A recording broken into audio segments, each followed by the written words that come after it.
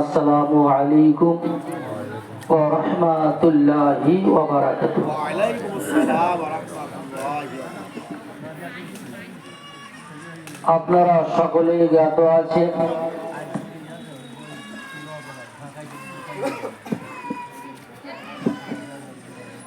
25শে মাঘ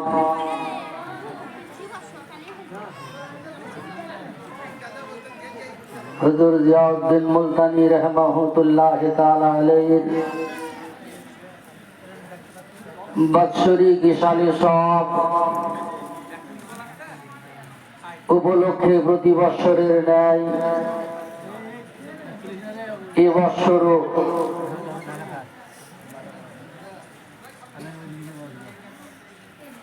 আমাদের শ্রদ্ধেয় আলমগীর ভাইয়ের অক্লান্ত পরিশ্রম এবং আপনাদের সহযোগিতা, সহানুভূতি, ভালোবাসা,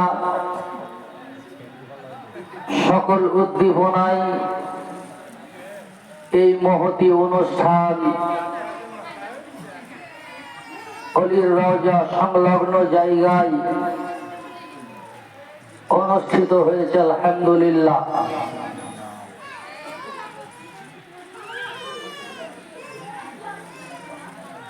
এখানে যত মানুষ তার চাইতে মেলায় আরো বেশি মানুষ, এটাই স্বাভাবিক। আমার শ্রদ্ধেয় সভাপতি ভাইজান টাইম কিন্তু বেঁধে দিয়েছেন 9টা, আর 9টার পরে পরে সুবহানাল্লাহ আপনাদের সেবার জন্য আলমগীর ভাই বিরিয়ানির ব্যবস্থা রেখেছেন। সুবহানাল্লাহ। বক্তৃতা শুরুর প্রথমে 2-4টি কথা আমি বলতে চাই। আল্লাহু তাআলা তার পবিত্র কোরআন শরীফের মধ্যে বলছেন, লা ইউহিব্বু মান কানা মুখতালান ফাকুরা। আল্লাহ অহংকারীকে পছন্দ করেন না, আল্লাহ হিংসাকারীকে পছন্দ করেন না, রিয়াকারীকে আল্লাহ পছন্দ করেন না। আমি জানবো যে সমস্ত ভাই মাইকের আওয়াজ শুনছেন, আমি ঘোষণা করে দিলাম 9টার পরে আপনাদের সকলকে খাওয়ানো হবে। আমি বুঝবো যারা এই মাহফিলে এসে বসবেন তাদের সঙ্গে আমারও সম্পর্ক থাকলো। আল্লাহ রাসূল বললেন, আল উলামা ওয়ারাসাতুল আম্বিয়া, আলেমে দ্বীন হচ্ছে আমার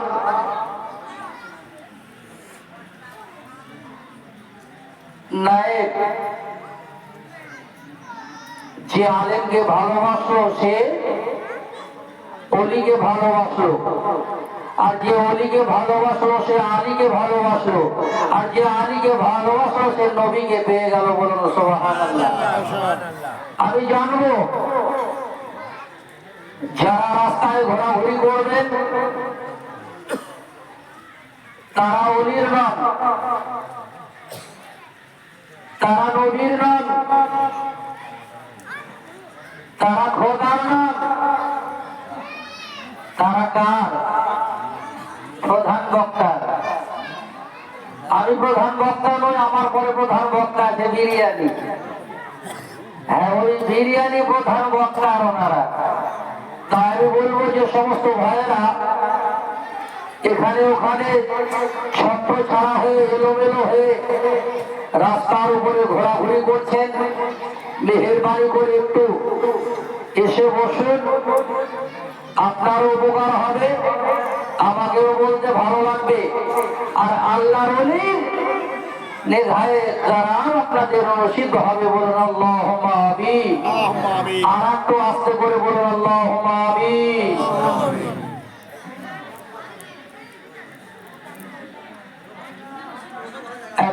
কাঠুরিয়া। আমি বক্তব্য শুরু করিনি, কেননা যারা গত বছর এসছেন, তার আগের বছর এসছেন, আমার বক্তৃতা শুনেছেন। আজ ইনশাআল্লাহ কিছু কথা আপনাদের সামনে রাখবো। বক্তৃতা রাখার পূর্বে দু চারটি কথা আমি আপনাদের সামনে রাখবো। একজন কাঠুরিয়া, ওনার কাজ হচ্ছে কাঠ কাটা।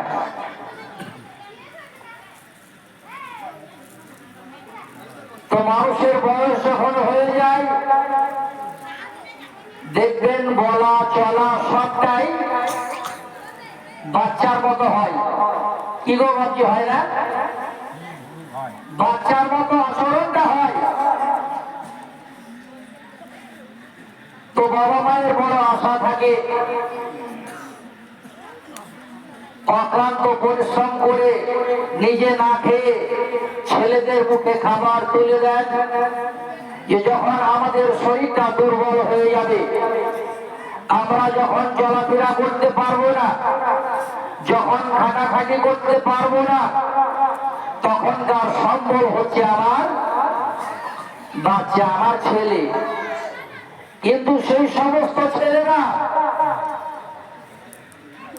যে বাবা রাতকে রাত মনে না করে, দিনকে দিন মনে না করে, মাথার ঘাম পায়ে ফেলে ছেলেদেরকে বড় করেছেন, যে মা পেটের মধ্যে 10 মাস 10 দিন রেখেছেন, শীতের সময় মা নিদ্রায় যেতে পারেননি, মা ঘুমাতে পারেননি, কেননা বাচ্চা লেপের বাইরে চলে গেলে, কম্বলের বাইরে চলে গেলে বাচ্চাটাকে আমার ঠান্ডা লেগে যাবে।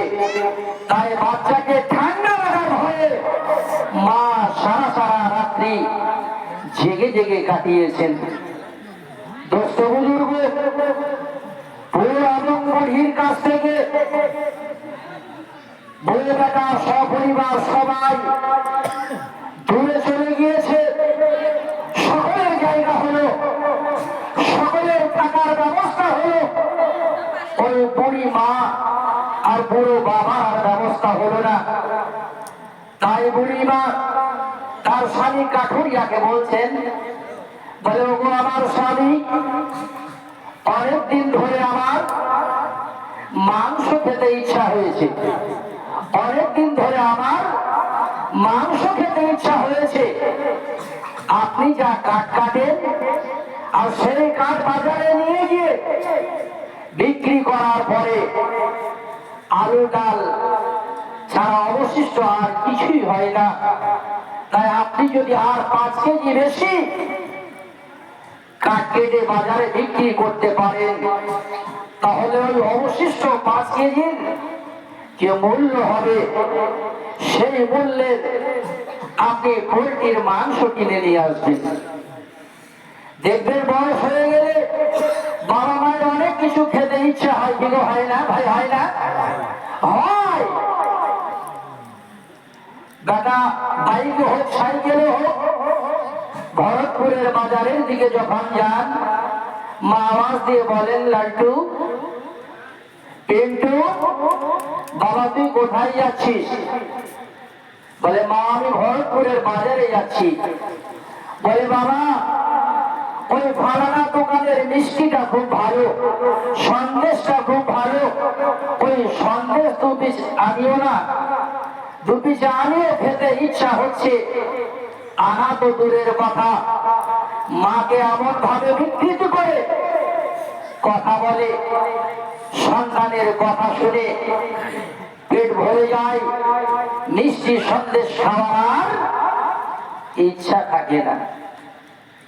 তো স্বামী কাঠুরিয়া চিন্তা করলেন, তাই তো বিবি আমার মাংস খেতে ইচ্ছা করেছে, আজকে 5 কেজি বেশি কাঠ আমি জঙ্গলে গিয়ে কাটবো। দেখবেন ভাই, কোন মানুষ 1 কুইন্টাল মাল সাইকেলে নিয়ে যান দৈনন্দিন, ওটা ওর অভ্যাস হয়ে গেছে, ওটা ওর হ্যাবিট হয়ে গেছে।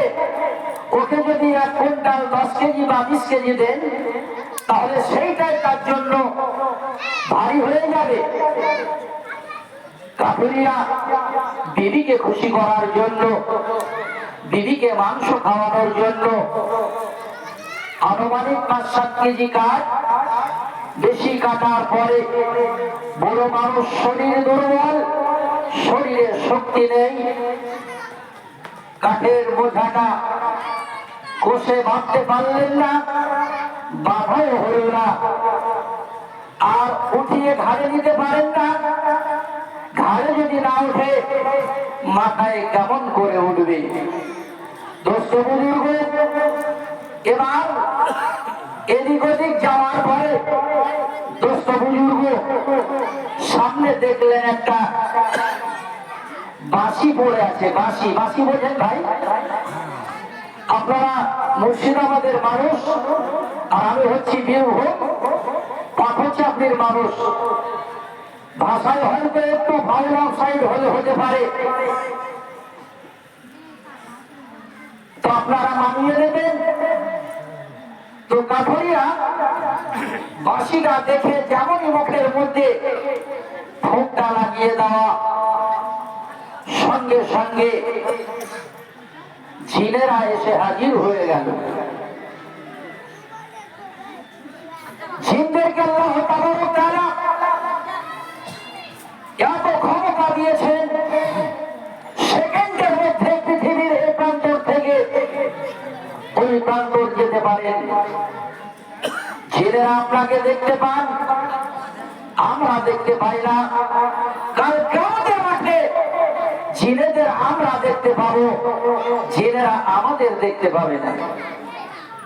দোস্ত বুজুর্গ, বাঁশি মুখে লাগিয়ে যেমনই ফুঁক দেওয়া, সঙ্গে সঙ্গে দেব জিন এরা হাজির হয়ে গেল, পরি এরা হাজির হয়ে গেল। এরা বলছে, বলে কাঠুরিয়া এই বাঁশির সুর শুনলে আমরা স্থির থাকতে পারি না, আমাদের নাচার ইচ্ছা হয়, আমরা এখন নাচবো, তুমি এখন বাঁশিটা বাজাইতে থাকো। কাঠুরিয়া বলছেন, বলে তোমরা কে? বলে আমরা জিন পরিদেও। বলে আমি যদি এখন বাঁশি বাজাই তাহলে বাজার বন্ধ হয়ে যাবে, আর বাজার যদি বন্ধ হয়ে যায় তাহলে আমার বিবির আর মাংস খাওয়া হবে না। দেও জিন পরি তারা বললে, বলে শোনো, একটু আমাদেরকে তুমি বাঁশি বাজিয়ে শোনাও, আমরা একটু নাচি, নাচার পরে তুমি যা চাইবে তাই তোমাকে দেওয়া হবে, তুমি যা চাইবে তোমাকে তাই দেওয়া হবে। দোস্ত বুজুর্গ,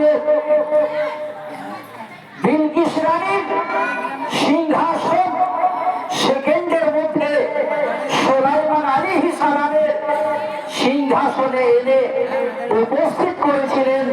এই শক্তি আমার আল্লাহ দিয়েছেন। আচ্ছা বলুন তো, আল্লাহর ওলিরা কখনোই মরেন না। আল্লাহ রাসূল বলছেন, ইন্না আউলিয়াল্লাহি লা ইয়ামুত, নিশ্চয় আল্লাহর মিত্র, নিশ্চয় আল্লাহর মিত্র ওলি লোক যারা ইন্তিকাল করে করে মরে না তাহারা। পিতার জন্মমাটির শরীর মরিলে পচিয়া যায় সঙ্গে দে মাটির, তিলের জন্ম হল খোদার কৃপায়, কবরেতে গিয়ে তারা জিকিরেতে রয়। ওলিয়াত লোক যারা তারা কবরে শুইয়া দেশে হেদায়াত করেন কায়া বদলাইয়া। কায়া পরিবর্তন করতে পারে না। আল্লাহর ওলিরা মরেন না, পর্দা নিয়েছেন। আপনাদের মধ্যেই কারো রূপ ধারণ করে বসে থাকতে পারেন। সাক্ষী দিচ্ছেন কে? রাসূলুল্লাহ সাল্লাল্লাহু তাআলা আলাইহি ওয়াসাল্লাম। তো আচ্ছা বলুন তো, কোন একজন বুজুর্গানের দিন এখানে উপস্থিত হয়ে আপনাদের কারো মধ্য থেকে এই আমার বাঁচিকে যদি বলা হয় যে আপনি যা চাইবেন আপনাকে তাই দেওয়া হবে, তো কি চাইবো? প্রথমে কি চাইবো? আওয়াজ দেন। যদি কোন আল্লাহ ওয়ালা ব্যক্তি এসে বলেন যে তুমি যা চাইবে তোমাকে তাই দেওয়া হবে, তো কি চাইবেন? আমার বাবারা, সোনা মানিক ভাইয়েরা, এই কথায় আবার আসবো। আল্লাহর নবী, দয়ার নবী মুহাম্মদুর রাসূলুল্লাহ সাল্লাল্লাহু তাআলা আলাইহি ওয়াসাল্লাম সঙ্গে বাবা আবু বকর রয়েছেন, হযরত ওমর ফারুক রাদিয়াল্লাহু তাআলা আনহু রয়েছে, উসমান গনি রাদিয়াল্লাহু তাআলা আনহু আছে এবং আলীও আছে। জঙ্গলের রাস্তা দিয়ে যেতেছেন, বুখারী শরীফের হাদিস। জঙ্গল থেকে বাবা করুণ সুরে কান্নার আওয়াজ আসছে। মায়ার নবী দাঁড়িয়ে গেলেন, সাহাবীরাও দাঁড়িয়ে গেলেন নবীর পিছনে। নবী বললেন, আলী, গন্তব্যস্থান আমি পরিবর্তন করলাম। চলো, এই যে সামনে ডান দিকে জঙ্গল দেখছো, ওই জঙ্গলের দিকে চলো। জঙ্গলের মধ্যে গিয়ে দেখলেন বাবা কুয়ার পাশে একজন ব্যক্তি দাঁড়িয়ে দাঁড়িয়ে কান্না করতেছেন। নবী জিজ্ঞেস করলেন, বাবা তুমি কোন গোত্রের মানুষ? বলে, হুজুর গো, আমি উমাইয়া গোত্রের মানুষ, আমি বেলালের বংশধর। বলে, বাবা তুমি কাঁদতেছো কেন? তোমার কান্নার আওয়াজ আমার সহ্য হয় না। তোমার কান্নার আওয়াজ শুনে আমি নবী ছুটে এলাম। বলে, ইয়া রাসূলুল্লাহ, ইয়া হাবিবাল্লাহ, নবী গো, আমি এমন একজন মনিবের বাড়িতে কর্ম করি, এমন একজন মালিকের বাড়িতে কাজ করি যে ধর্ম মানে না, যে নবী মানে না, যে দিন মানে না। আমার প্রায় আনুমানিক 3-4 ঘন্টা হয়ে গেছে। 200 জনের পিছনে আমি লাইন পেয়েছি। পানি নিতে নিতে কুয়ার পানি শেষ হয়ে গেছে। তাই কখন জোয়ার আসবে, কখন পানি জমবে, আর কখন পানি ভরবো, আর কখন নিয়ে যাব। আমি যে মালিকের কাজ করি, বড় নিষ্ঠুর মানুষ। এখন তো ঘরে ঘরে পানি, পানির কোনো অসুবিধা নাই। সৌদিতে সবচাইতে পানির অসুবিধা। 200 ফুট, 300 ফুট, 400 ফুট নিচে পানির লেয়ার। 200 জনের পিছনে আমি লাইন পেয়েছিলাম। পানি নিতে নিতে সবার নেওয়া হয়ে গিয়েছে। আমার বেলাতে পানি শেষ হয়ে গিয়েছে। আমার ঝর্ণা ঝরে ঝরে ঝরে ঝরে কখন জমবে, তখন পানি পাবো। আর এই দেরি হওয়ার কারণে বেতন তো দেবেই না, পয়সা তো দেবেই না, কিন্তু প্রচন্ড মারবে। আল্লাহ নবী, দয়ার নবী আমার বললেন, বলে, বাবা তোমার কলসি খানা আমাকে দাও, তোমার কলসিটা আমার সামনে বাড়াও। কলসিটা নবীর সামনে বাবা নিয়ে আসা হলো। এই শাহাদাত অঙ্গুলি খানা কলসির ভিতরে নবী আমার পুরে দিলে। যেমনই পুরে দেওয়া সঙ্গে সঙ্গে পানির ফোয়ারা আরম্ভ হয়ে গেল। রহমতের পানির ফোয়ারা আরম্ভ হয়ে গেল। আল্লাহ রাসূল বললেন, বলে, গোলাম তোমার কলসি ভরে গেছে, তুমি এখন কলসি নিয়ে বাড়ি যাও। বলে, ইয়া রাসূলুল্লাহ, ইয়া হাবিবাল্লাহ, নবী গো, বলে আমি কলসি নিয়ে বাড়ি যাব, কিন্তু আমার মালিক দেরি হওয়ার কারণে মারবে। হুজুর, মারটা যে আমার বাঁচবে না, মার থেকে আমি কেমন করে বাঁচাবো? নবী আমার তিনি বললেন, বলে, হাবশী, সব তুই এখন যা চাইবি আমি নবী তোকে আমি এখন দান করবো। হাফসি গোলামকে নবী আমার বললেন, তিনটে দেবো, একটা নয়, তিনটে যা চাইবি আমি নবী আমার কাছে তিনটে জিনিস আমি তোকে দেব। হাফসি গোলাম চিন্তা করলো, বলে ইয়া রাসূলুল্লাহ, ইয়া হাবিবাল্লাহ, নবী গো, আমার তিনটে জিনিসের প্রয়োজন নাই, একটা দিলেই হবে। বলে তিনটে নিবি না, একটা, একটা দিয়েই তোর জান ভরে যাবে, তো কি নিবি? হাফসি গোলাম রাসূলুল্লাহকে বলছেন, ইয়া রাসূলুল্লাহ, ইয়া হাবিবাল্লাহ, ইয়া নবী আল্লাহ, আমি জান্নাত নেব। বলুন সুবহানাল্লাহ।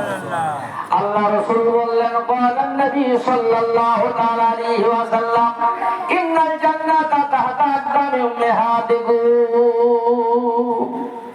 এমন নিকৃষ্ট, এমন ছোট জিনিস রাসূলুল্লাহর কাছে চাই যে বাবা এবং মায়ের সেবা করলে যে জায়গাটা পাওয়া যায়, যে ঘরটা পাওয়া যায়, যাকে আমরা স্বর্গ বলি, যাকে জান্নাত বলি, জান্নাত তো বাবা এবং মায়ের তলে। তাই রাসূলুল্লাহর কাছে বাবা এবং মায়ের পায়ের তলার জিনিস চাইলি, কসম খোদার আমি ওয়াদা করেছিলাম, তুই যদি আজকে স্বয়ং খোদাকে দেখতে চাইতি তো আমি রাসূলুল্লাহ খোদাকে দেখিয়ে দিতাম। বলুন সুবহানাল্লাহ। আল্লাহু আকবার। ইয়া রাসূলুল্লাহ, আল্লাহ রাসূল বললেন, হাফসি গোলাম, আমি ওয়াদা করেছিলাম রাসূলুল্লাহ, তুই যদি আমার কাছে খোদাকে দেখার জন্য বলতি তো আমি স্বয়ং আমার খোদাকে দেখিয়ে দিতাম। বলুন সুবহানাল্লাহ। সন্দেহ মনে হচ্ছে, বলে তাই নাকি, খোদাকে দেখা যায়? কোরআন শরীফ আমার ডান পাশে হাফিজে কোরআন জিন্দা কোরআন বসে রয়েছেন।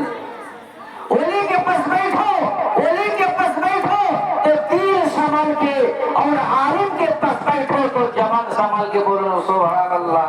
अर्रहमानु अल्लमल कुरान, मुस्तफा ने, सुभानअल्लाह, अर्रहमानु अल्लमल कुरान, रहमान ने मुस्तफा को कुरान पढ़ाया। बोलो सुभानअल्लाह।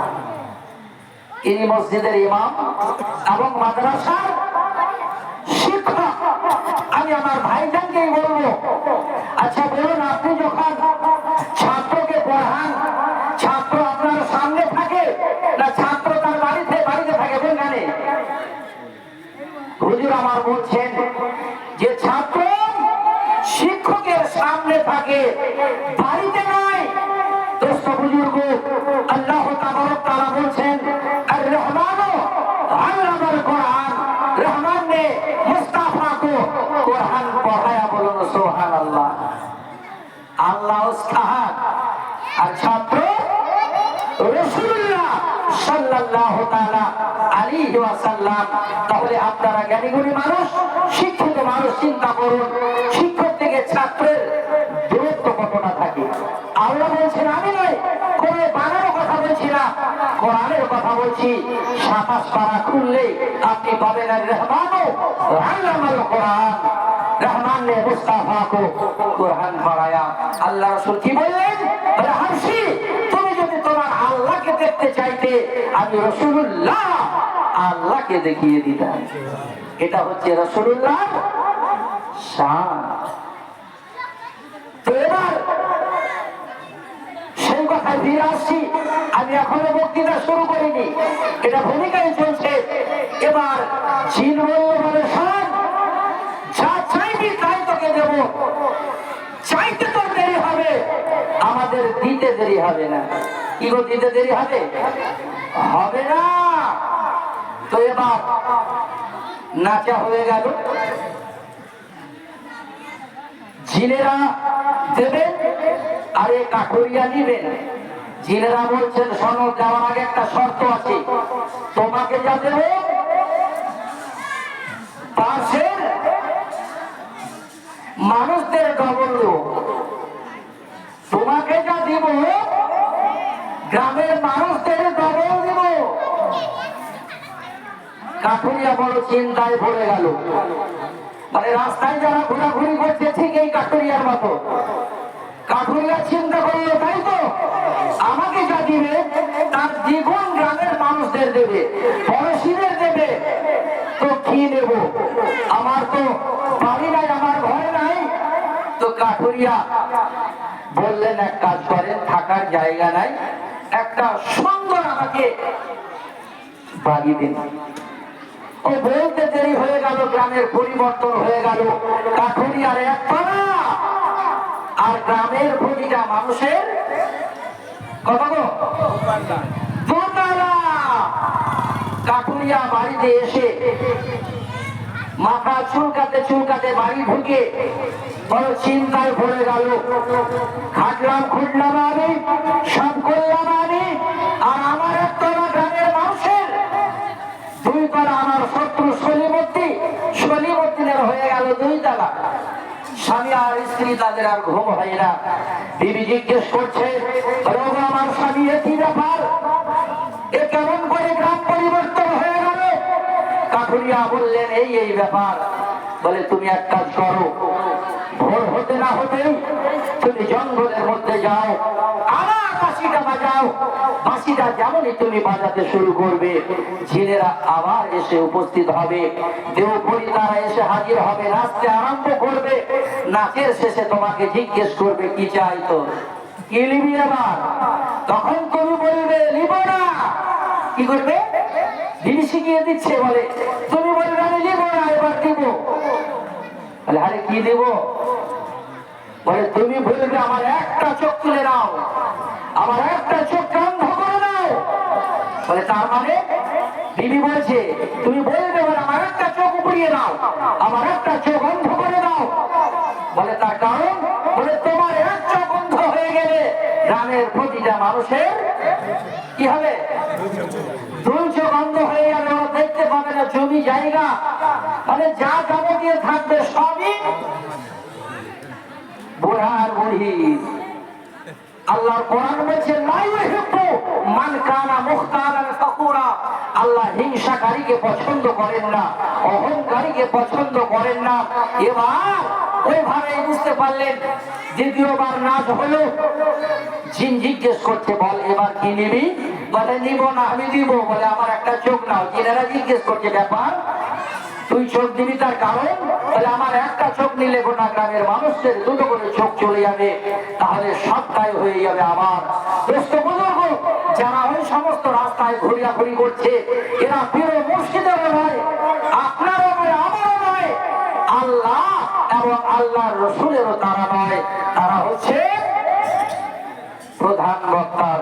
একবার ধরে শুনে, আল্লাহুম্মা সাল্লি আলা সাইয়্যিদিনা মাওলানা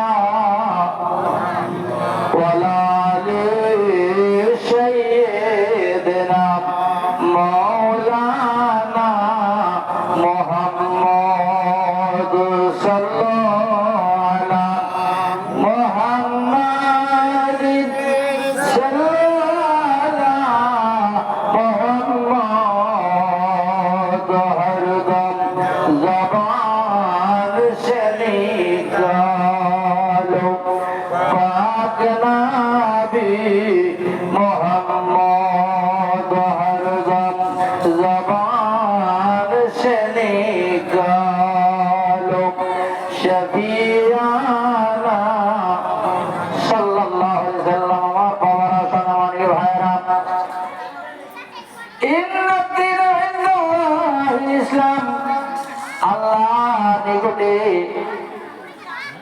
উত্তম ধর্ম হলো ইসলাম। ইসলামকে আমরা মাননেওয়ালা। আমরা যত সহজে বাবা ইসলাম পেয়েছি, কোরআন পেয়েছি, দ্বীন পেয়েছি, আল্লাহর নবী নবী মুহাম্মদুর রাসূলুল্লাহ সাল্লাল্লাহু আলাইহি ওয়াসাল্লাম ওদের প্রান্তরে দান দিনের জন্য শহীদ করেছেন, রক্ত মুবারক ঝরিয়েছেন। বাবা বেলাল রাদিয়াল্লাহু তাআলা ওর জীবনী আপনাদের জানা আছে। বেলালের জীবনী বলবো না, আমি ওদের কিছু কথা বলতে চাই, তাই প্রসঙ্গ এলো হযরতে বেলালের। বেলাল রাদিয়াল্লাহু তাআলা আনহু থাকার কারণে তার বাবা মালিক উমাইয়া গরম আগুনের উপরে বাবা শুইয়ে দিয়েছিল। গরম আগুনের লোহার চাদরের উপরে শুইয়ে দিয়ে বুকের উপরে 1 ঘন্টা ওজনের পাথর চাপিয়ে দিয়েছিল। তবু বেলালের মুখ থেকে দিন ভোলাতে পারেনি।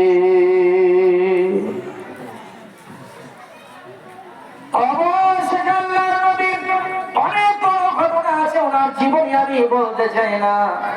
আবু বকর সিদ্দিক রাদিয়াল্লাহু তাআলা আনহুকে পাঠালেন, বেলালকে খরিদ করে নিয়ে আসা হলো।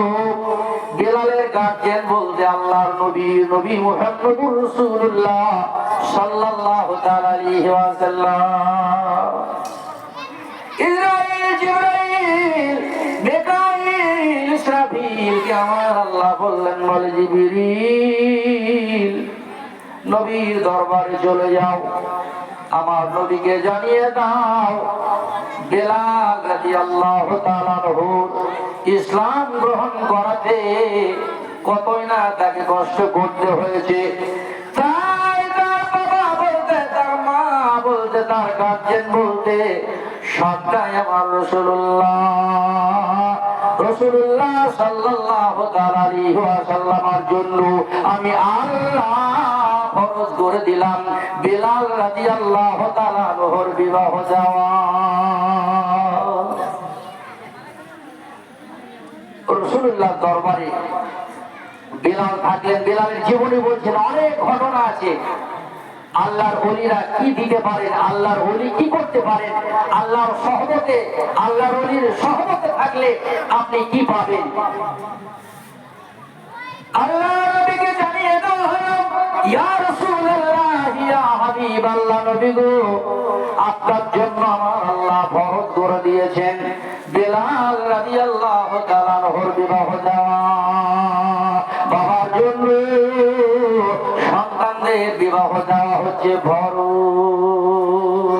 ফরজ কাজ। আল্লাহ রাসূল সাহাবীদেরকে বললেন, তাহলে আল্লাহর পক্ষ থেকে আমার উপরে হুকুম হয়েছে বেলালের বিবাহ দেওয়া, তাই বেলালের পাত্রী খোঁজার তোমাদের বন্ধ ব্যবস্থা করতে হবে। কিছুক্ষণের মধ্যে জিবরিল আমিন আলাইহি সালাম এসে আল্লাহ নবীকে বলছেন, ইয়া রাসূলুল্লাহ ইয়া হাবিবাল্লাহ, বেলাল আর বেশি দিন বাঁচবে না, আমার আল্লাহ তাকে 7 দিন সময় দিয়েছেন। বলুন সুবহানাল্লাহ।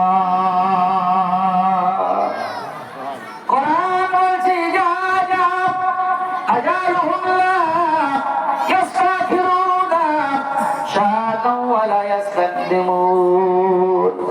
যা যেটাই যেখানে আমি আল্লাহ মৃত্যু লিখেছি তার সেইখানে সেই টাইমে মৃত্যু হবে। লা ইস্তাকদিমুন, এক কদম আগেও পরে হবে না।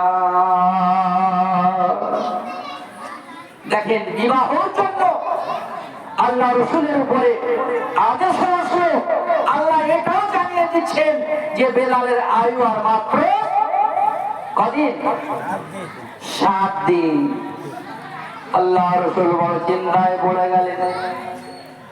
সাহাবীদেরকে বললেন, আমার সাহাবায়ের তোমরা সারা মদিনার প্রতিটা বাড়িতে, যেই বাড়িতে মেয়ে আছে বিয়ের উপযুক্ত, সেই বাড়িতে বেলালের বিবাহের জন্য প্রস্তাব নিয়ে যাও।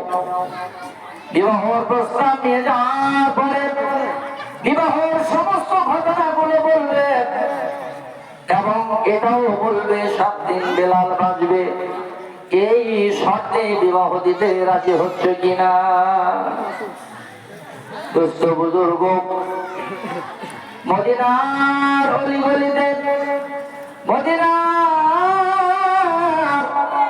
প্রতিটা বাড়িতে যখন যাওয়া হলো বেলালের বিবাহর পাত্রী খোঁজের জন্য, বেলাল রাদিয়াল্লাহু তাআলা আনহু এমনই একজন আশিকে রাসূল ছিলেন। নবী জান্নাতের বাইরে আর বেলাল জান্নাতের মধ্যে। বলুন সুবহানাল্লাহ।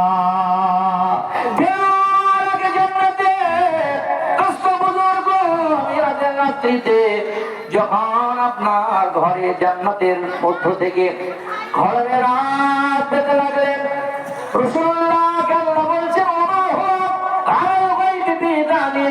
আমি আল্লাহ আমার নবীকে অদৃশ্যের খবর জানিয়েছি।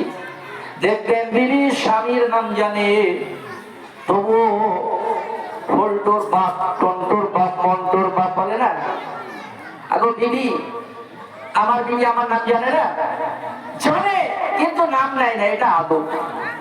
আমি এখানে এসে জানি এটা মাজার শরীফ, তো আমি আমার আলমগীর ভাইকে বলছি, বলে ভাই এটা কি, ওটা কি, এটা কি, এটা কি তো মাদ্রাসা, এটা কি তো ঈদগাহ, এটা কি তো মাজার শরীফ। আমি জানি, তবুও জিজ্ঞেস করছি কেন? ওনার সম্মানার্থে।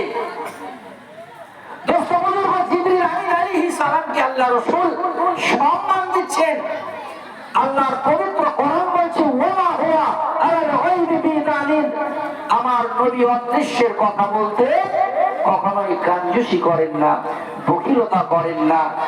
নবী মানেই হচ্ছে গায়েব সংবাদদাতা। নবী জানছেন তবুও বলছেন, বলে জিবরিল, এই যে জান্নাতে মনে হচ্ছে কেউ হাঁটাহাঁটি করছে, বলে ইয়া রাসূলুল্লাহ, ইয়া হাবিবাল্লাহ, আপনার গোলামের পায়ের আওয়াজ পাওয়া যাচ্ছে, বলুন সুবহানাল্লাহ।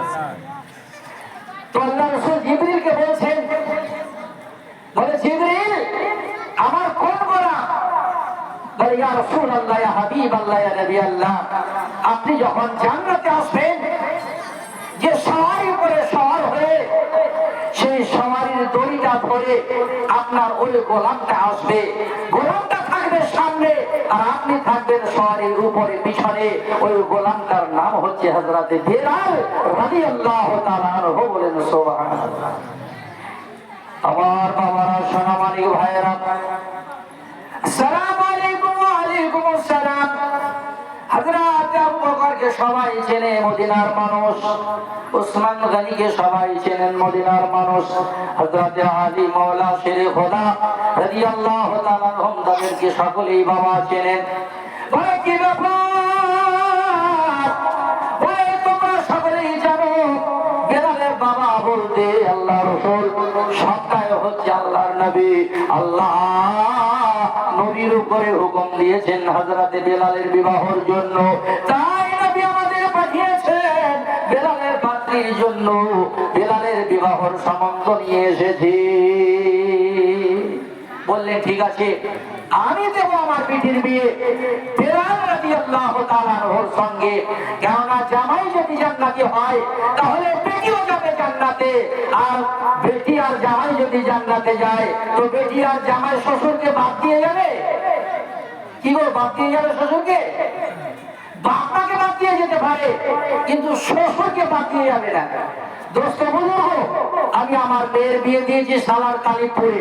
জামাই আমার শুনেছে, বলে আমার শ্বশুর আসছে, বলে শ্বশুর আপনার আমি জানো, আর আপনাকে আমার বাড়িতে আসতে হবে। দোস্ত বুঝুন, অত দূরে যদি আমার ভাই থাকতো আমাকে ফোনও করতো না, আর এখানে জালসা শোনার জন্য আসতো না। এইটা হচ্ছে জামাইয়ের সঙ্গে শ্বশুরের রিশতা। দোস্ত বুজুর্গ, তাই শ্বশুর চিন্তা করলেন বিটি আর জামাই যদি জান্নাতে থাকে তাহলে বিটি জামাই শ্বশুরকে জান্নাতের বাইরে রাখতে পারে না। জান্নাতের আশায় রাজি হয়ে গেলেন। রাসূলুল্লাহ বললেন 7 দিন বাজবে, বেলাল 7 দিন টিকবে, 7 দিন তার আয়ু। এটা ওই পাত্রীর বাপকে জানিয়ে দিও, অবশ্যই জানাবে, ভুলিও না। সবকিছুই ঠিক হলো। তারপরে বলছেন হযরতে মাওলানা আলী, বলে ওগো সবই তো ঠিকঠাক হলো, রাসূলুল্লাহ বলতে বলেছেন বেলালের আয়ু হচ্ছে 7 দিন, 7 দিন বাজবে। বিটির বাপের মুখটা মলিন হয়ে গেল, তাই তো 7 দিনের জন্য বিটির বিয়ে দিয়ে বিটিকে আর করবো, পরে তার বিয়ে হবে না। স্বামী যদি একবার মারা যায় তাকে কত কথা শুনতে হয়, কেউ শুনতে হয় না, শুনতে হয়। পিছিয়ে গেল, সবাই পিছিয়ে যাচ্ছে। প্রথমে রাজি হচ্ছে, তারপরে কিন্তু পিছিয়ে যাচ্ছে। আমার সোনামানিক ভাইয়েরা, এবার সারা মদিনার গলিতে গলিতে বাবা ঘোরা হলো, কিন্তু হযরতে বেলাল রাদিয়াল্লাহু তাআলা আনহু পাত্রীর বাবা হলো না, পাত্রী বাবার মিলল না। আপনার গ্রামের মানুষ খবর দিল, এই দেখেন সামনে যে জঙ্গল দেখছেন, ওই জঙ্গলের মধ্যে একটা বাড়ি আছে, ওই বাড়িওয়ালার নাম হলো আব্দুল্লাহ। ওই যে জঙ্গলটা, ওই জঙ্গলের মধ্যে একজন ফকির ধরনের মানুষ, তার নাম হচ্ছে আব্দুল্লাহ। ওই আব্দুল্লাহর একটা বেটি আছে, খুব সুন্দর, তার সঙ্গে থাকে, পর্দা খুশি নিয়ে থাকে, চলাফেরা করে, ওর চেহারা দেখা যায় না। ওখানে যদি একবার যাও লাখানি লাগলে লাগতে পারে। সাহেবেরা গ্রামের মানুষের কথা শুনে ভালানা জঙ্গলের মধ্যে উপস্থিত হলেন। সারাম গরম হলো, আব্দুল্লাহ বললেন, বলো গো কি ব্যাপার আপনারা এখানে? বলে আপনার খোঁজে এসেছি। বলে আমার খোঁজে কেন, কিসের জন্য? বলে আপনার নাকি বেটি আছে? বলে হ্যাঁ আমার বেটি আছে। বলে আপনার বেটির সঙ্গে হযরতে বেলালের বিয়ে দিতে রাজি যদি থাকেন, তাহলে বেলালের সঙ্গে আপনার বেটির বিবাহটা হয়ে যাবে। সেই সম্বন্ধ নিয়ে রাসূলুল্লাহ পাঠিয়েছেন, বেলালের বিবাহের জন্য পাত্রী খোঁজে আপনার বাড়িতে এসেছি। আব্দুল্লাহ শোনায় সোহাগা যে বেলাল আমার জামাই হবে। আব্দুল্লাহ রাজি হয়ে গেলেন। আব্দুল্লাহ রাজি হয়ে যাওয়ার পরে শেষে হযরতে মাওলা আলী বললেন, বলে হযরতে বেলাল 7 দিন বাঁচবে, 7 দিন পরে তার ইন্তিকাল হবে। আমার বাবারা, সোনা মানিক ভাইরা, আব্দুল্লাহ বললেন 7 দিনের জন্য আমি আমার বেটির বিবাহ বেলালের সঙ্গে দিব না, বেলালের সঙ্গে আমি দেব না, বেলালকে জামাই বানাবো না। কেননা 7 দিন পরে আমার জামাই ইন্তিকাল করবে, আমার বেটি বিধবা হয়ে যাবে, সাদা শাড়ি পরে থাকবে, আমি বাবা হয়ে কেমন করে সহ্য করব? এই বিবাহ আমি দিব না। হযরত আবু বকর, ওমর, ওসমান, আলী রাদিয়াল্লাহু তাআলা তেনারা চিন্তায় পড়ে গেলেন। মেয়েটি গুটি গুটি পায়ে সাহাবীদের কাছে এসে বললেন, ও আব্বাজান, আপনাদের সমস্ত কথা আমি পর্দার আড়াল থেকে শুনেছি। আমি হযরতে বেলাল রাদিয়াল্লাহু তাআলা আর ইতিহাস জানি। ও একজন আশিকের রাসূল, ও একজন গোলামের রাসূল, একজন ফেদায়ে রাসূল। আমি বেলালকে স্বামী রূপে গ্রহণ করতে চাই। আমি 7 দিনের শর্তে বেলালের আমি বিবি হতে যাই। বলেন সুবহানাল্লাহ। 7 দিনের জন্য আব্দুল্লাহর মেয়ে বেলালকে স্বামী রূপে চাই। এর আগে পরে অনেক কথা আছে, কেননা সভাপতি সাহেব 9টায় দিয়েছেন, 9টাতে ইনশাআল্লাহ আজিম শেষ করব, কেননা তারপরে পরে প্রধান বক্তা আছে। তো এবার বিবাহ হয়ে গেল, আগে পরে অনেক কথা ছেড়ে দিলাম।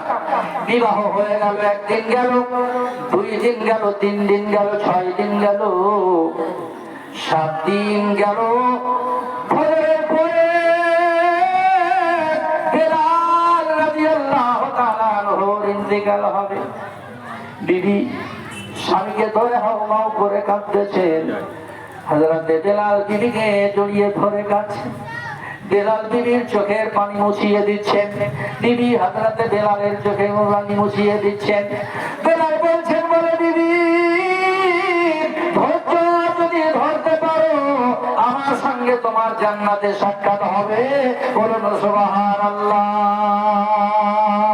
বলে তুমি যদি ধৈর্য ধরো, তুমি তোমার সতীত্ব যদি তুমি বজায় রাখতে পারো, ঠিক যদি তুমি রাখতে পারো, আমি বেলাল, তুমি আমাকে জান্নাতে পাবে।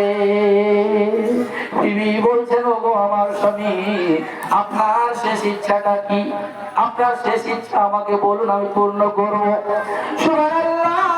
মনে হচ্ছে আসমান খানা ভেঙে পড়ছে গো, আল্লাহর আরশ মহল্লা পর্যন্ত কেঁপে উঠলো। বিবি বলছেন, ওগো আমার স্বামী, আপনার শেষ ইচ্ছাটা কি? দেখবেন ফাঁসির আসামিকে বলা হয় যে তোমার শেষ ইচ্ছাটা কি? সাধ্যের মধ্যে যদি হয় তাহলে সেটা তার পূর্ণ করা হয়। বিবি বলছেন, ওগো আমার পতি, ওগো আমার স্বামী, আপনার শেষ ইচ্ছাটা কি?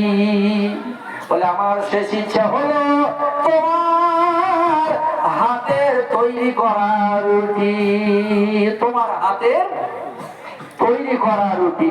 আমার বন্ধুগণেরা, মায়ের রান্না করতে করতে যদি একটু লবণ কম হয়ে যায়, যেই ছেলেটা তরকারির বাটিটা বাবা ছুঁড়ে ফেলে দেয়, সেই ছেলেটা বিবাহের পরে সুবহানাল্লাহ সুবহানাল্লাহ দিদির তরকারিতে যদি লবণ কম হয়ে যায়, তখন সেটা আর কম মনে হয় না।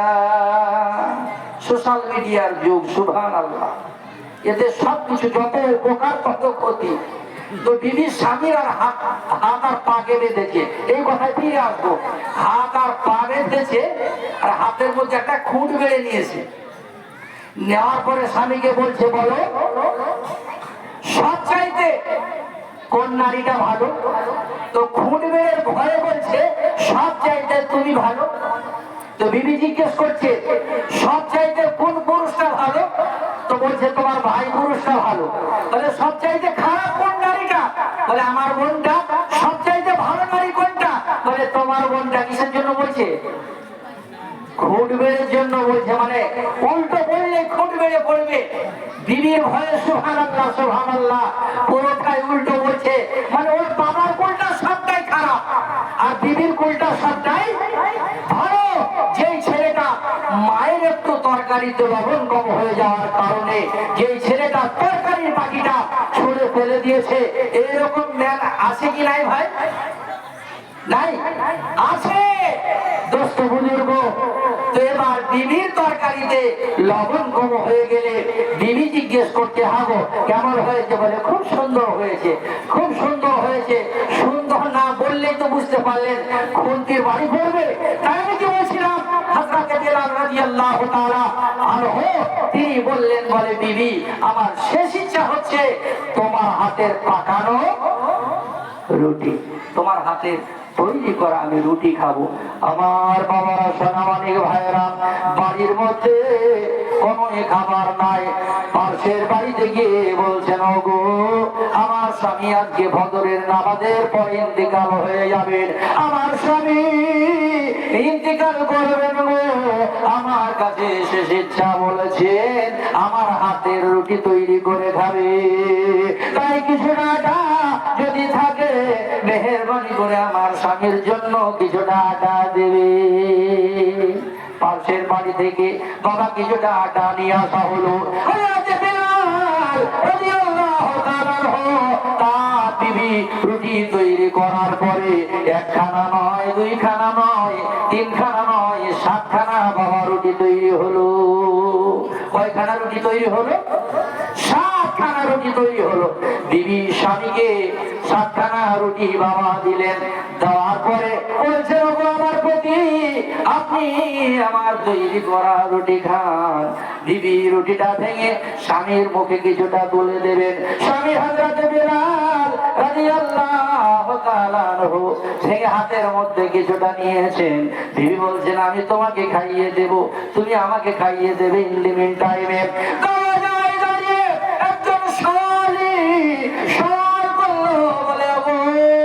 আমি কয়েকদিন ধরে ক্ষুধার্ত রয়েছি, আমি কয়েকদিন ধরে ক্ষুধা আছি, খাবার না করে আমি চলাফেরা করতে পারি না, আমার পেটার পিঠে এক জায়গা হয়ে গেছে।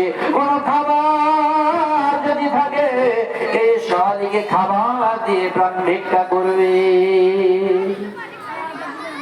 দোস্ত বুজুর্গ বেলাল বললেন, বলো গো দিবি আর খাওয়া হলো না। ফকির দাওয়াতে আমার সওয়াল করেছে, ফকিরের সকালবেলা কি রাত্রিবেলা কি? দোস্ত বুজুর্গ আমাদের বাড়ির মেয়ে ছেলে হলে 5 রকমের কথা বলবে, বলে হাতে কাজ আছে, এখন ফিরে যাও, এখন ফিরে যাও। হযরতে বেলালের বিবি হাতের রুটি খানা আপনার রেখে দিলেন। হযরতে বেলাল রাদিয়াল্লাহু তাআলা হাতের রুটি খানা রেখে দিলেন। বেলাল বললেন, বলে ঠিক আছে আমি ফকিরকে রুটি দিয়ে আসি। 7খানা রুটি বাবা হযরতে বেলাল রাদিয়াল্লাহু তাআলা আনহু তিনি কি করলেন, ফকিরকে দিয়ে দিলেন। ফকির 7খানা রুটি পেয়ে প্রচন্ড খুশি হয়ে বেলালের দরওয়াজাতেই বসে গেলেন। বলুন সুবহানাল্লাহ। এবারে দরজাতে বসে গেলেন। আমার আল্লাহ বললেন ইজা জাহাজালহুম লা ইস্তাকিরুনা সাআতাও ওয়া লা ইস্তাকদিমুন। বেলালের টাইম হয়ে গেছে। ওই ইসরাইল যাও যাও বেলালের জানটা কবজ করে নিয়ে এসো। যাও বেলালের সময় হয়ে গেছে, বেলালের জানটা কবজ করে নিয়ে এসো। হযরত ইসরাইল আলাইহি সালাম বাবা এসে উপস্থিত হলেন। ফকির রুটি নিয়ে নাড়াচাড়া করছেন, রুটি খাননি। ফকিরের রাগ হয়ে গেল। ফকির ইসরাইলকে দেখতে পাচ্ছেন, ইসরাইল ফেরেশতা ফকিরকে দেখতে পাচ্ছেন। আমরা আল্লাহর ওলিকে দেখতে পাচ্ছি না, আমার ওলি আপনাদেরকে দেখতেছেন। বলুন সুবহানাল্লাহ। আল্লাহর ওলি উনি আপনাদেরকে দেখছেন। কে কি করছে, কোথায় কি হচ্ছে, সবটাই ওনার নজর করে। এবার ফকির কিন্তু রুটি খাচ্ছেন না, রুটিটা নাড়াচাড়া করছেন। দোস্ত বুজুর্গ, তো এবার ইসরাইল আলাইহিস সালাম একবার কিন্তু মার খেয়েছিলেন কার হাতে? হযরতে মুসা কালিমুল্লাহ আলাইহিস সালামের কাছে এমন থাপ্পড় খেয়েছিলেন যে এক থাপ্পড়ে সুবহানাল্লাহ সুবহানাল্লাহ একটা চোখ বেরিয়ে ঝুলতেছিল। থাপ্পড়টা মেরেছিলেন কে? হযরতে মুসা কালিমুল্লাহ আলাইহিস সালাতু তাসলিম। ফকির তিনি জ্বালানিতে চলে এলেন। বলছেন তুমি সালাম আমাকে দিলে না। বলে আমি ঘরের মধ্যে গেলে, জান কবুল করতে গেলে আমার সালামের প্রয়োজন হয় না। বলে শোনো, এত তুমি আমাকে সালাম করলে না, আর আমার বিনা অনুমতিতে তুমি বেলালের ঘরে যেতে পারবে না। ইসরাইল আলাইহিস সালাম বললেন জান কবুল করার জন্য আমার কারো অনুমতির প্রয়োজন হয় না, কারো অনুমতির আমার দরকার হয় না। ফকির বললেন তোমার যদি হিম্মত থাকে, তোমার যদি ক্ষমতা থাকে ইসরাইল, আমাকে বের করে তুমি বেলালের ঘরে ঢোকো। ইসরাইল আলাইহিস সালাম দাঁড়িয়ে থাকলেন, আল্লাহর দরবারে গেলেন। আল্লাহকে বললেন ইলাহুল আলামিন পরওয়ারদিগারে আলম বেলালের জান কবজ করার জন্য অনুমতি দিয়েছেন, কিন্তু বেলালের গেটের মধ্যে এমন একজন ফকির বসে আছেন। সেই ফকির আগে রাগান্বিত হয়ে গেছে। ফকির বললেন বলে ইসরাইল বলে তুমি একটু আমাকে সালাম দাও নি, আর আমার বিনা অনুমতিতে বেলালের ঘরে তুমি প্রবেশ করতে পারবে না। আল্লাহ বললেন বলে ইসরাইল যাও, ফকিরকে লাগায়ও না। ফকির যদি জ্বালানিতে চলে আসে, হযরতে মুসা কালিমুল্লাহ এক থাপ্পড়ে একটি চোখ বের করে দিয়েছিলেন। এ ফকির যদি তোমাকে থাপ্পড় মারে তো তোমার দুটো চোখ ঝরে পড়বে। বলুন সুবহানাল্লাহ। যাও, ফকির যা বলছে তাতেই তুমি রাজি হয়ে যাও। বলছেন কে? আমার আল্লাহ। কাকে? ইসরাইলকে। ইসরাইল চলে এলেন। বলছেন বলেন আপনার শর্ত কি? ইসরাইল ফকিরকে বলছেন বলে বেলালের ঢুকতে, বেলালের জান কবজ করতে আপনার শর্ত কি? বলে আমার শর্ত হচ্ছে এই যে আমার 7খানা রুটি, এই 7খানা রুটি খাওয়ার সময় দিতে হবে।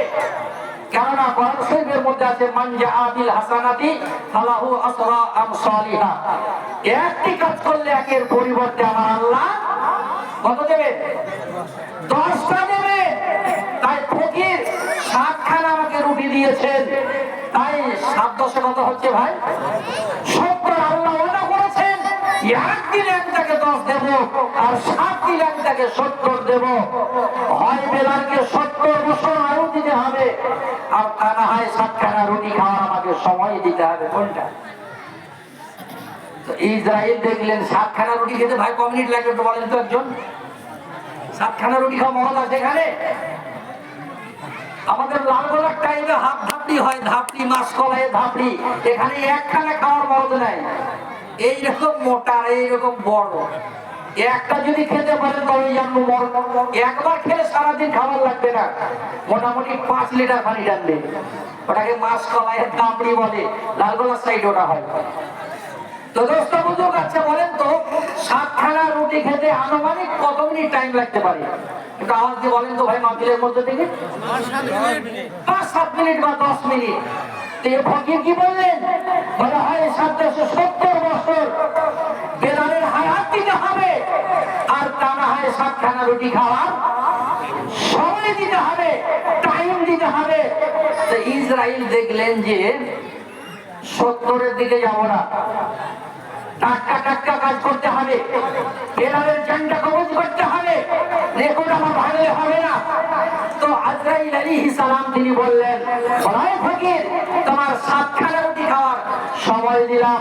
তো ফকির বলছেন, শোনো, 70 বছর তোমাকে অপেক্ষা করতে হবে, এই 7 খানা রুটি আমি 70 বছর ধরে খাবো। বলেন সুবহানাল্লাহ।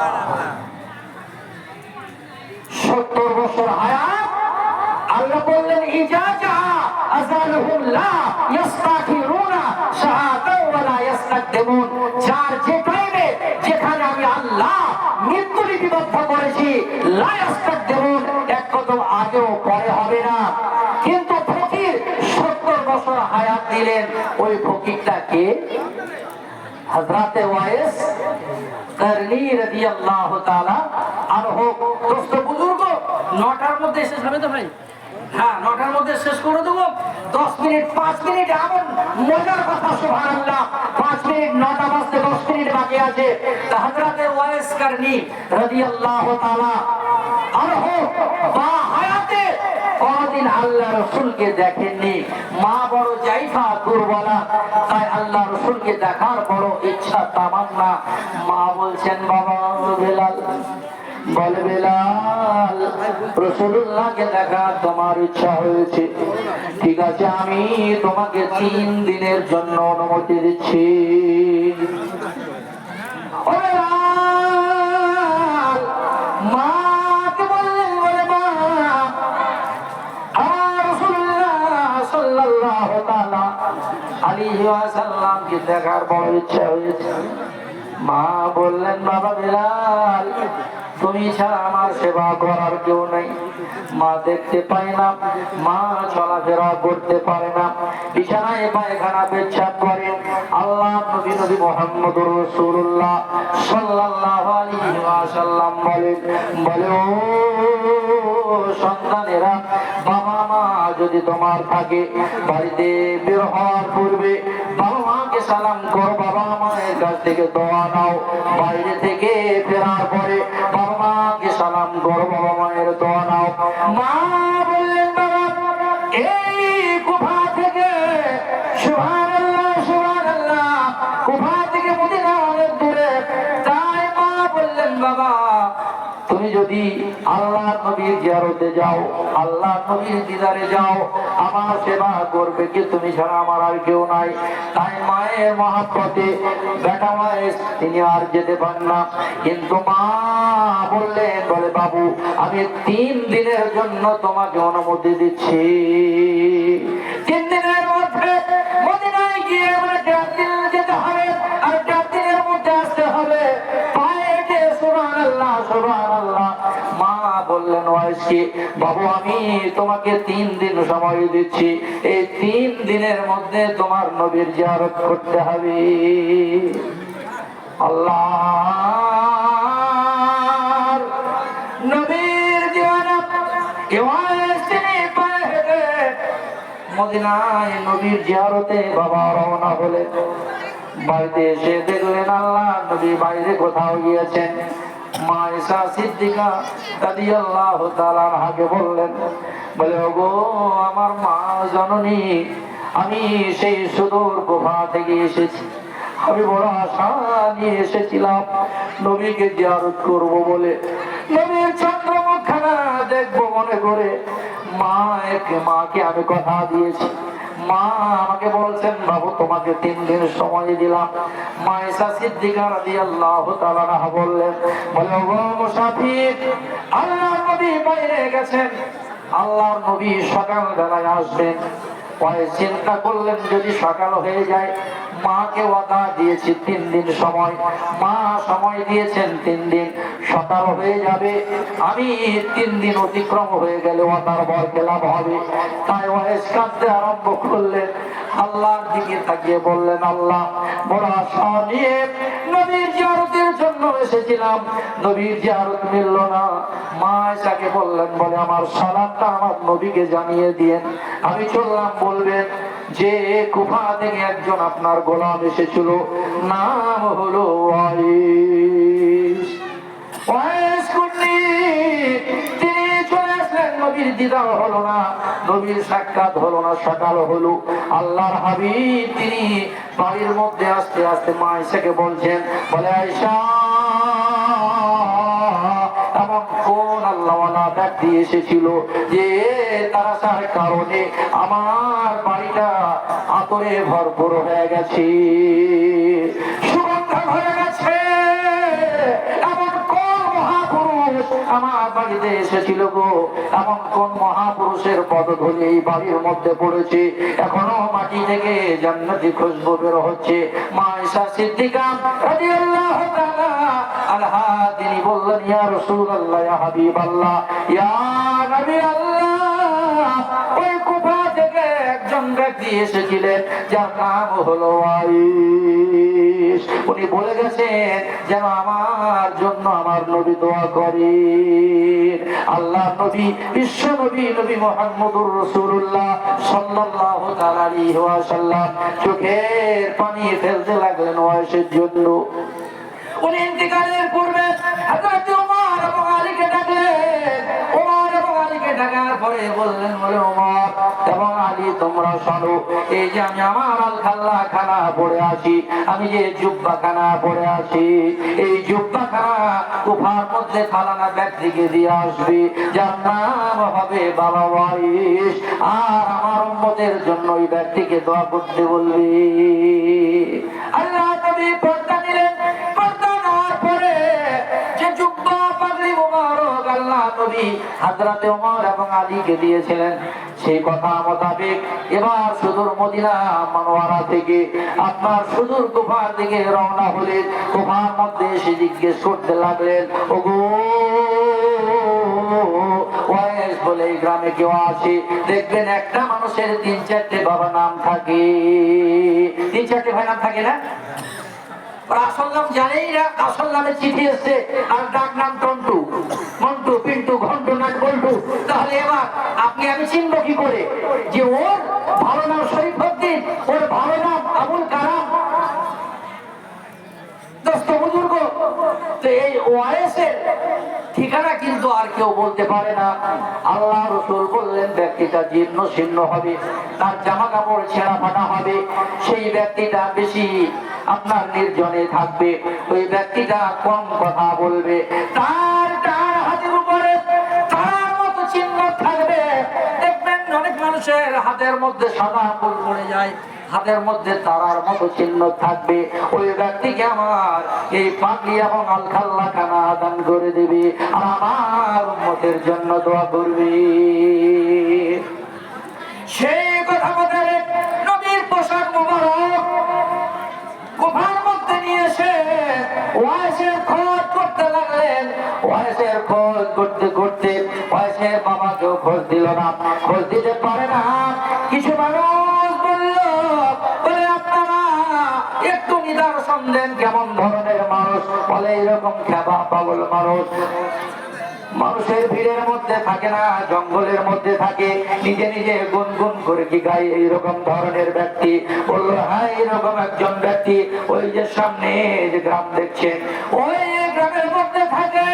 যার ওই গ্রামের মধ্যে ঢোকার আগে বাবা কতগুলো ছাগল বকরি ওয়াইস চড়াইতে ছিল। ওয়াইসকেই জিজ্ঞেস করছেন, আসসালামু আলাইকুম। বলে, ওয়ালাইকুম আসসালাম। আপনারা কারা, কোথায় থেকে এসেছেন? বলে, আমরা সুদূর মদিনা থেকে এসেছি। বলে, আপনার নাম কি? বলে, আমার নাম হযরতে ওমর। বলে, আপনার নাম কি? বলে, আমার নাম হযরতে মাওলা আলী। বলে, আপনারা নবীর সাহাবী? বলে, আপনি কে? আপনার নাম ধামটা বলেন বাবা, আপনারা বলুন কার খোঁজে আপনারা এসেছেন? বলে, ওয়াইসের খোঁজে এসেছি। আপনার সমস্ত কায়া করুন নবী আমার বলেছিলেন, সবটাই মিলে যাচ্ছে। মেহেরবানি করে একবার জামানের জামার বোতামটা খোলেন, হাতের জামার বোতামটা খোলেন। স্বামী তিনি বললেন, বলে জামার বোতামটা খোলেন। ফকির ওয়াইস বললেন, কেন? বলে, আল্লাহ রাসূল বলেছেন। বলে, আপনি জামার বোতামটা খোলেন।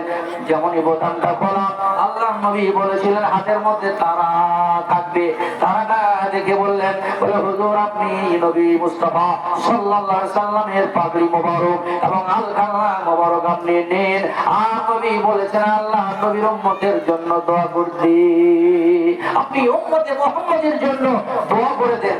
সাহাবীরা যখনই বললেন, ফকির তিনি বললেন, বলে ওগো এই পোশাকের যোগ্য আমি নই, এই পোশাকের মর্যাদা আমি দিতে পারবো না, আমি রাখাল মানুষ, আমি এই আমার পোশাক দেখতে পাচ্ছ ছিঁড়া ফাটা। হযরতে ওমর ফারুক রাদিয়াল্লাহু তাআলা আনহু তিনি বললেন, বলে শোনো মদিনার তত্ত্বাবধানে গোফা চলে, এই গোফার গভর্নরকে বলে দিচ্ছি সমস্ত তোমার বন্ধ ব্যবস্থা করে দেওয়ার জন্য, টাকা পয়সার ব্যবস্থা করে দিচ্ছি। ওয়াইস বললেন, বলে ওমর আমার টাকা পয়সার দরকার নাই, তোমাকে গোফার গভর্নরকে বলতে হবে না, পরে এই পোশাকটা আপনি মেহেরবানি করে নেন আর আমাদেরকে ছুটকারা দেন। হযরতে ওয়াইস অস্বীকার করতে লাগলেন, এই পোশাকের মর্যাদা দিতে পারবো না। বলে আল্লাহ নবী বলেছেন উম্মতে মুহাম্মদের জন্য দোয়া করতে, যেমনই দোয়া করার কথা বলেন ওয়াইস তিনি কি করলেন, পাগড়ি মোবারক এবং পোশাক মোবারকটা নিয়ে চুম্বন দিয়ে মাথার মধ্যে নেওয়ার পরে মাথার মধ্যে রাসূলুল্লাহর পাগড়ি মোবারক পরে দিলেন। আর খাল্লা খানা পরে নেওয়ার পরে সাজদায় আপনার কপাল খানা ঠেকালেন। কপাল খানা ঠেকানোর পরে আমার আল্লাহকে ওয়াইস ফকির বলছেন, ও আল্লাহ দেখেন ফকিরকে দোয়া করার জন্য নবী মুহাম্মদুর রাসূলুল্লাহ সাল্লাল্লাহু তাআলা আলাইহি ওয়াসাল্লাম বিলাল হযরতে ওমর হযরতে আলীদের নিশান নসিহত করলেন, বলে ওই ফকিরকে আমার উম্মতের জন্য দোয়া করতে বলবে, আমার আল্লাহ ওই ফকিরের দোয়া কবুল করবে। সিজদায় পড়ে গেলেন। সিজদায় পড়ে যাওয়ার পরে আল্লাহর সঙ্গে ফকির হয়েছে কালাম হতে লাগলো। আল্লাহকে বললেন, বলে আল্লাহ আমার হাবিব আমাকে দোয়া করার জন্য বলেছেন, আল্লাহ সারা উম্মতে মুহাম্মদী যতক্ষণ পর্যন্ত আল্লাহ তুমি ক্ষমা না করবে, যতক্ষণ পর্যন্ত তুমি জাহান্নামগুলো না ভাঙবে, যতক্ষণ পর্যন্ত জাহান্নামগুলো না মিটিয়ে দেবে, যতক্ষণ পর্যন্ত তুমি আখিরি নবীর উম্মতকে জান্নাতি বলে ঘোষণা না দেবে, এই ফকির সাজদা থেকে মাথা তুলবে না।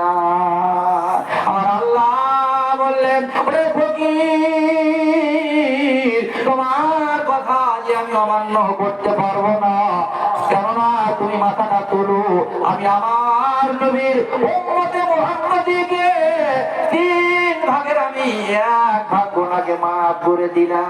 সুবহানাল্লাহ। তোমার ওসিলায় ওয়াইস ফকির তোমার ওসিলায় আমি 3 ভাগের 1 ভাগ আমি গুনাহকে মাফ করে দিলাম। হযরত ওয়াইস বললেন, আল্লাহ 1 ভাগ হলে হবে না, পুরোটা আরো 2 ভাগ আছে, আরো 2 ভাগ যতক্ষণ পর্যন্ত তুমি আল্লাহ ক্ষমা ঘোষণা না দেবে ততক্ষণ পর্যন্ত আমি ফকির মাথা তুলব না। সাজদাটা যখন বড় হয়ে গেল তখন হযরতে ওমর আর আলী তার মধ্যে একটু বিরক্ত বোধ হতে লাগলো, এই ফকির সিজদাতে আছে তো আছে, দেখবেন এই সামনে রমজান মাস আছে, হাফিজ সাহেব যখন বড় সূরা পড়বে তখন কিছু মুসল্লি বললে হাফিজ সাহেব ছোট সূরা দিয়ে পড়েন, ছোট সূরা, আবার কিছু মুসল্লি আছে বলবে একটা ছোট সূরা দিয়ে পড়ছেন, বড় সূরা দিয়ে চালান, এরকম হয়তো হয় না ভাই? হয় কিছু মানুষ দেখবেন তাড়াতাড়ি পড়লে বিরক্ত হয় না, আর বড় সূরা দিয়ে কেরাত করে নামাজ পড়ালে অনেক মুসল্লি বিরক্ত হয়। হযরতে ওমর আর আলী মুর্তজা রাদিয়াল্লাহু তাআলা আনহু ওয়াইস ফকিরের সিজদায় কিন্তু বিরক্ত হয়ে বলছেন, একবার যাই তো দেখি কত সিজদায় পড়ে আছে। যেমনই আশা হযরতে ওয়াইস কারনি সাজদা থেকে মাথা তুললেন, তোলার পরে বললেন, হতভাগা আর একটু যদি অপেক্ষা করতে, আল্লাহ বললেন যে 3-এর অর্ধেকটা আমি ক্ষমা করে দিলাম, আর 1.5 ভাগ ছিল, আর এই 1.5 ভাগটাও আমি ক্ষমা করেই উম্মতে মুহাম্মদীর ছাড়তাম। হতভাগা আর একটু দেরি করে যদি আসতে তো আর জাহান্নাম বলে থাকতো না, উম্মতে মুহাম্মদীর উম্মতেরা বিনা হিসাবে নবীর উম্মত উম্মত হিসাবে সকলেই জান্নাতে যেত, বলুন সুবহানাল্লাহ। আমার ধ্যানটা ভঙ্গ করে দিলে, আর একটু অপেক্ষা করতে পারলেন না। হযরতে ওমর, হযরতে মাওলা আলী কপালে হাত দিতে লাগলেন, হাই আল্লাহ কি করলাম, আর একটু যদি দেরি করতাম তাহলে এ ফকির সুবহানাল্লাহ সুবহানাল্লাহ সমস্ত পাপকে মিটিয়েই ছাড়তো। এই জন্য পবিত্র কোরআন বলছে, আলা ইন্না আউলিয়া আল্লাহি লা খাউফুন আলাইহিম ওয়া লা হুম ইয়াহজানুন। নিশ্চয় যারা আল্লাহর ওলি, তাদের ইহ জগতেও ভয় নাই, পর জগতেও তাদের ভয় নাই। যাদের ইহ জগতে ভয় নাই, তাদের ওহ জগতেও ভয় থাকবে না। আর সেই জগতে আপনার গাইড হিসাবে আল্লাহর ওলিরাই থাকবেন, বলুন সুবহানাল্লাহ। ওয়া মা আলাইনা ইল্লাল বালাগুল মুবিন। আসসালামু আলাইকুম ওয়া রাহমাতুল্লাহি ওয়া বারাকাতুহু।